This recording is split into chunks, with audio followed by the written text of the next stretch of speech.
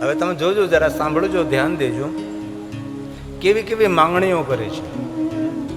અમારે કેવું સાંભળવું છે, કઈ વસ્તુને અમારે સમજવી છે, કઈ વસ્તુને અમારે સ્વીકારવી છે, એવી સુંદર માંગણી કરી છે. શિવ મહાપડ ગ્રંથના આ બીજા શ્લોકની અંદર છે. અમારે કેવું સાંભળવું છે, કથામાંથી અમારે શું સાંભળવું છે, એના માટે ભાવ પ્રગટ કર્યો છે. એક એક નાનકડી વાત, પણ જીવનમાં બહુ મહત્વની વાત. પહેલી જ માંગણી છે,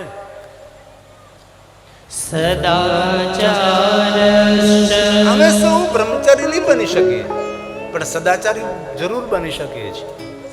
એવી કથા કહો કે અમે સૌ સદાચારી બનીએ. और दूसरी સદભક્તિ. અમે સૌ ભગવાનની ભક્તિ તો કરીએ છીએ, પણ અમારે સદભક્તિ જોઈએ છે. સદભક્તિ કોને કહેવાય? જે ભક્તિમાં કોઈ અપેક્ષા ન હોય, ભગવાન પાસેથી માગવાની કોઈ ઈચ્છા ન હોય, આવી ભક્તિ અમારે કરવી છે.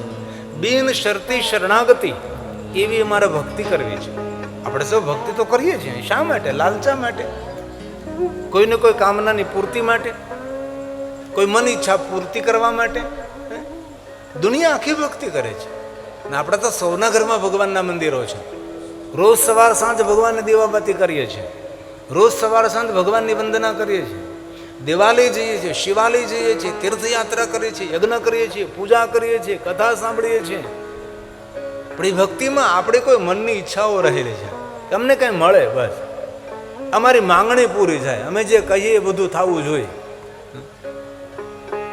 સદભક્તિ છે બિન શરતી શરણાગતિ. તું મોક્ષ આપે તો ભલે, મુક્તિ આપે તો ભલે, જે રીતે પરમાત્મા આપને રાખો એ રીતે અમે રાજી રહેવા માટે પ્રયાસ કરીએ છીએ. એવી ભક્તિ અમને જોઈએ છે, બિન શરતી શરણાગતિ. નરસિંહે કોઈ દી ફરિયાદ ન કરી ભગવાનને કે હું દુઃખી છું, અને આપણે એક દિવસ નથી છોડ્યો. ગમે એટલા સુખી હોય તો ભગવાનને એમ જ કે અમે દુઃખી છીએ.